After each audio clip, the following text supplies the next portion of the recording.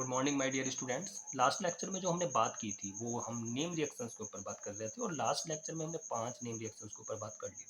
हमारी 5 name reactions हो चुकी। आज के लेक्चर में जो रिएक्शंस हैं जो सबसे ज़्यादा इंपॉर्टेंट है उसी पर डिस्कस होना है, जो सबसे ही ज़्यादा इंपॉर्टेंट है। कहने का मतलब ये कि जो जिसको आना ही आना है 2023 में। मैं बिल्कुल कह रहा हूँ यूपी बोर्ड वालों, आज के लेक्चर से निश्चित क्वेश्चन मिलना है तुम्हें, 100% कन्फर्म है। तो वो रिएक्शंस कौन सी हैं जो सबसे ज़्यादा इंपॉर्टेंट है उसके ऊपर मैं डिस्कस करने वाला हूँ। तो आज की जो पहली इंपॉर्टेंट रिएक्शंस है वो पहली है आपके पास हॉफमैन ब्रोमाइड अभिक्रिया। हॉफमैन ब्रोमाइड अभिक्रिया। हॉफमैन ब्रोमाइड अभिक्रिया। अगर मैं हॉफमैन ब्रोमाइड अभिक्रिया के बारे में बात करूँ, किसके बारे में बात करूँ आपसे? हॉफमैन ब्रोमाइड अभिक्रिया के बारे में। तो देखिए इस अभिक्रिया में पहले आपको ये याद रखना है कि ये जो अभिक्रिया है इस अभिक्रिया में क्या होता है। देखिए बहुत शॉर्ट ट्रिक बताऊंगा। पहले इसमें ये याद रखना है कि इसमें एक एमाइड को एमीन में बदला जाता है। अब क्वेश्चन ये है कि वो एमाइड होता क्या है। तो देखिए जहां पे भी तुम्हें ये CONH2 लिखा मिल जाए हम उसको एमाइड कहते हैं, और एमीन क्या होता है हमारा NH2। तो काम हो गया? बिल्कुल हो गया। इसमें क्या है कि एमाइड का जो परिवर्तन हॉफमैन ब्रोमाइड अभिक्रिया में एमाइड का परिवर्तन एमीन में होता है। ये परिवर्तन कब होता है? जब भी आपको एरो के ऊपर Br2NOH लिखा मिल जाए। देखो बेटे कभी कभी ऐसे भी लिखा जाता है NaOBr, तो दोनों का मतलब एक ही है। तो जब भी आपको कोई अभिक्रिया दी गई होगी वैसे भी कंप्लीट करने को आ जाता है और वहाँ पे CONH2 लगा है और ये लिखा आ जाए तो वह एमीन में चेंज हो जाएगा। ठीक है ना? तो आप क्या लिखेंगे? एक ऐसी अभिक्रिया जिसमें एमाइड का परिवर्तन Br2 और NOH की उपस्थिति में एमीन में हो जाता है, वह अभिक्रिया हॉफमैन ब्रोमाइड अभिक्रिया कहलाती है। कौन सी कहलाती है? हॉफमैन ब्रोमाइड अभिक्रिया। इसमें तुम्हें कुछ नहीं करना है। इसकी देखो ट्रिक क्या होती है। RCONH2 ये लिखा है, एरो पे क्या आ गया है Br2NOH, इतना कर लेंगे। इसको देखते ही आपको क्या करना है, अगर ये आ गया और शुरू में क्या दिया है आपको? एमाइड दिया है। क्या दिया है? एमाइड। तो आपको कुछ नहीं करना है, जो एमाइड का CO है उसको खत्म कर देना है, बाकी लिख देना है, वो एमीन में चेंज हो जाएगा। समझ गए ना आप? CO को खत्म करना है इसकी प्रेजेंस आते ही। जैसे मैं आपसे कहूँ एग्जाम्पल देखिए CH3CH2CONH2, ये इसका एग्जाम्पल हो जाएगा इस नाम अभिक्रिया का। और यहाँ पे मैंने आपको क्या लिख कर दे दिया? Br2NaOH। इतना देखा? तो जैसे ही आपने लिखा देखा तो मैंने क्या कहा है, जो पहले लिखा है वही लिखिए, लेकिन इस CO को खत्म कर दो, जो बचेगा वो वही है, वो आपका प्रोडक्ट बन जाएगा CH3CH2NH2 ethyl amine.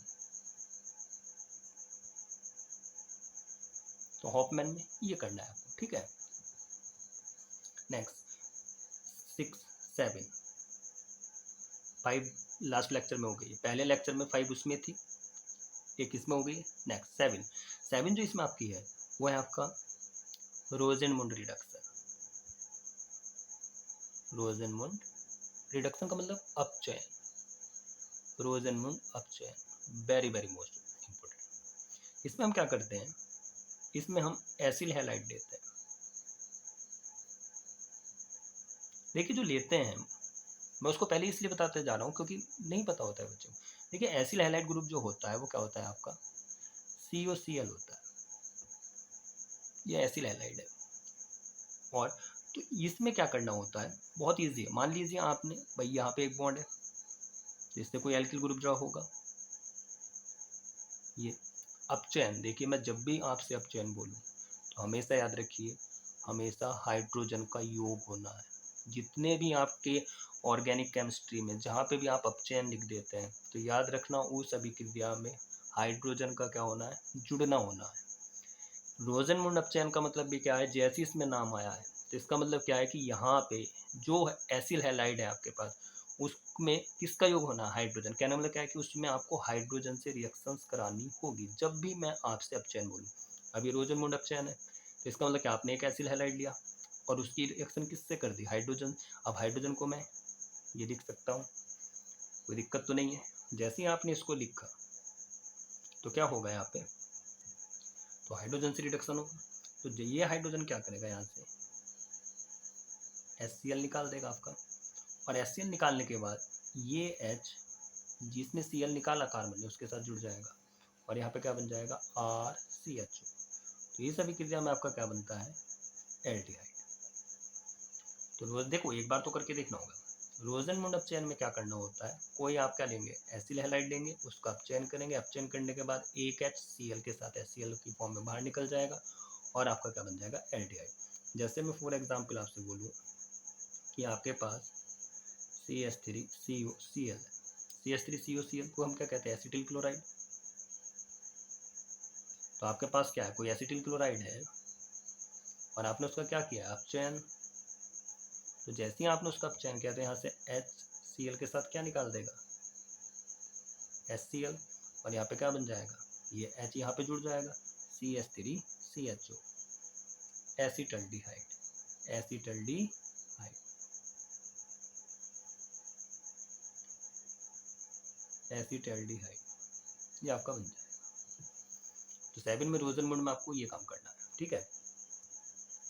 Next 8 number में जो आपका है वो है आपका क्लीमेंसन अपचयन। वेरी वेरी मोस्ट इंपॉर्टेंट, बहुत आता है क्लीमेंसन अपचयन।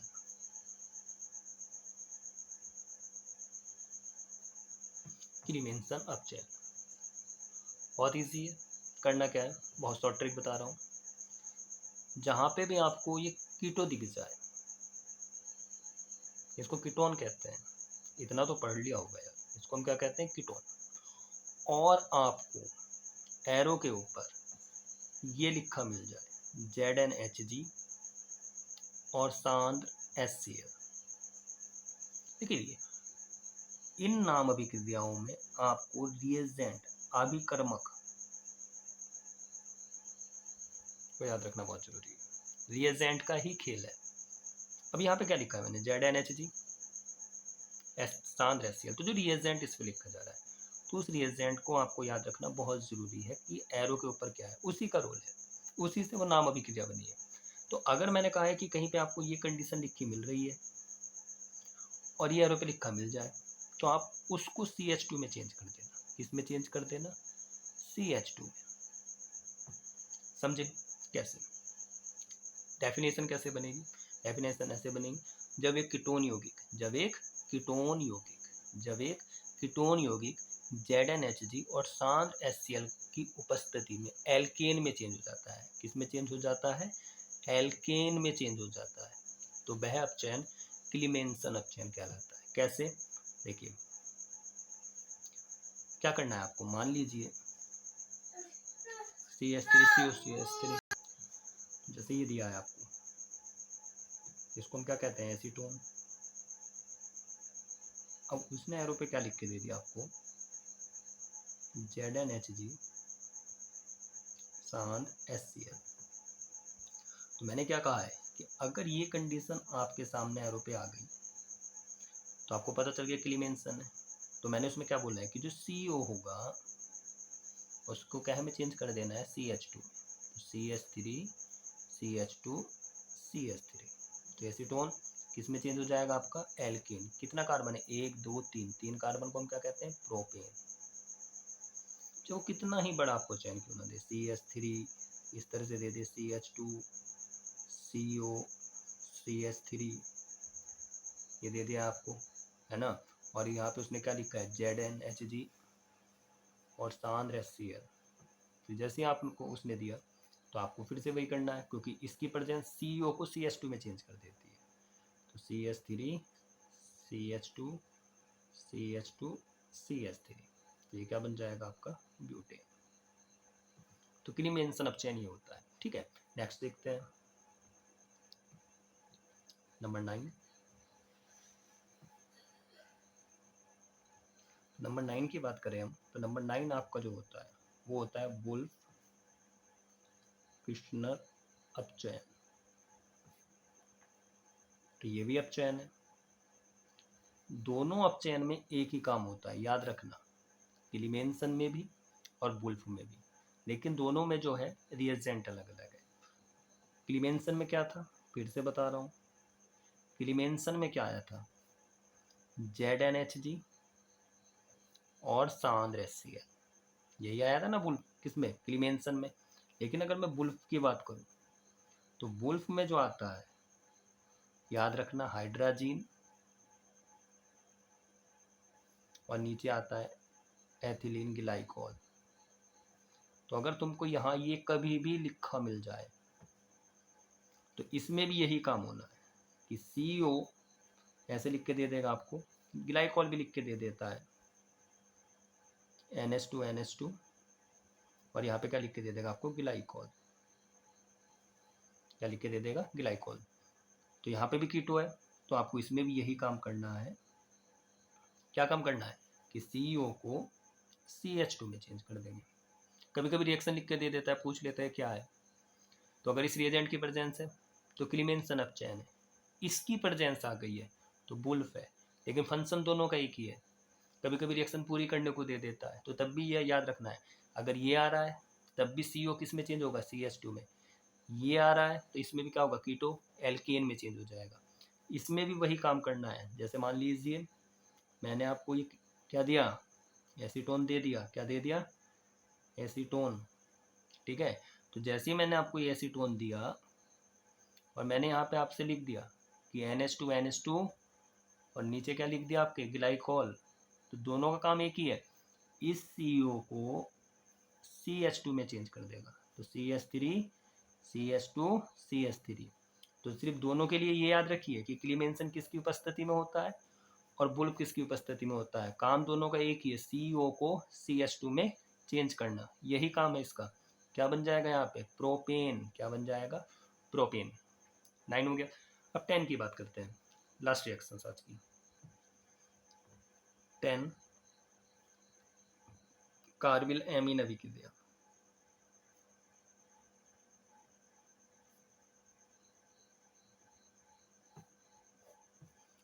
कार्बिल एमीन अभिक्रिया, देखिए अगर हम कार्बिल एमीन अभिक्रिया की बात करें तो कार्बिल एमीन अभिक्रिया में क्या होता है कि इस अभिक्रिया में हम प्राथमिक एमीन देते हैं। प्राथमिक एमीन किसे कहते हैं, जिस कंपाउंड में आपको NH2 लगा मिल जाए वो प्राथमिक एमीन है। अब इससे कोई एल्किल ग्रुप लगा तो ये क्या हो गया, अब इस एल्किल से जहां पे भी NH2 लगा मिलेगा आपको वो 1 डिग्री एमीन है, प्राथमिक एमीन है। तो वह अभिक्रिया जिसमें प्राथमिक एमीन है ना, कि अभिक्रिया किससे कराते हैं हम, क्लोरोफॉर्म। क्लोरोफॉर्म क्या होता है, CH3। किसकी उपस्थिति में कराते हैं, क्षार की। क्षार क्या होते हैं, जिनमें OH लगा होता है। तो प्राथमिक एमीन कार्बिल एमीन अभिक्रिया में क्या होता है कि प्राथमिक एमीन क्लोरोफॉर्म के साथ अभिक्रिया क्षार की उपस्थिति में करता है। अब कितना KOH आ रहा है, कितना लेना होगा, जितना Cl आ रहा है। तो कितना Cl आ रहा है, 3। जब 3 Cl आ रहा है तो यहाँ पे कितना KOH ले लेंगे, 3। क्यों, क्योंकि ये 3 के इस Cl के साथ क्या निकालेगा, 3 के Cl, ये इतना तो निकल गया है। अब ये देखो इस अभिक्रिया में H कितना आ रहा है, 3 4 2 6, 6 हाइड्रोजन आ रहा है। कितना हाइड्रोजन आ रहा है, 6। ऑक्सीजन कितना आ रहा है, 3। तो याद रखिएगा किसी भी रिएक्शंस में हाइड्रोजन ऑक्सीजन का दुगना है। मैंने क्या कहा, अगर किसी भी रिएक्शन में हाइड्रोजन ऑक्सीजन से दुगना है तो याद रखना जितनी ऑक्सीजन है उतना H2O निकल जाता है। तो 3 ऑक्सीजन 3 H2O निकल गया। तो यहाँ से क्या बचा आपका Rn और यहाँ से क्या बचा C, तो आपका क्या बन जाएगा RNC। RNC का मतलब R को क्या कहते हैं हम, एल्किल, और NC को क्या कहते हैं हम, isocyanide. Isocyanide for example CH3NH2 आपने ले लिया, सपोज ये CHCl3 3 KOH, तो आपको पता है यहाँ से क्या होगा, 3 KCl निकल जाएगा और क्या निकल जाएगा, ऊपर की तरह देख लेंगे 3H2 निकल जाएगा। तो यहाँ से क्या बचा, CH3N और यहाँ से क्या बचा C, तो क्या बन गया आपका CH3NC। क्या नाम हो गया इसका, मेथिल आइसोसाइनाइड। तो 5 नेम रिएक्शंस आपकी होगी। नेक्स्ट लेक्चर में फिर 5-6 रिएक्शंस पे बात करेंगे। तो 4 to 5 लेक्चर आएंगे इन पे और आपकी नाम अभिक्रियाएं कंप्लीट हो जाएंगी। ठीक है, ओके, टेक केयर।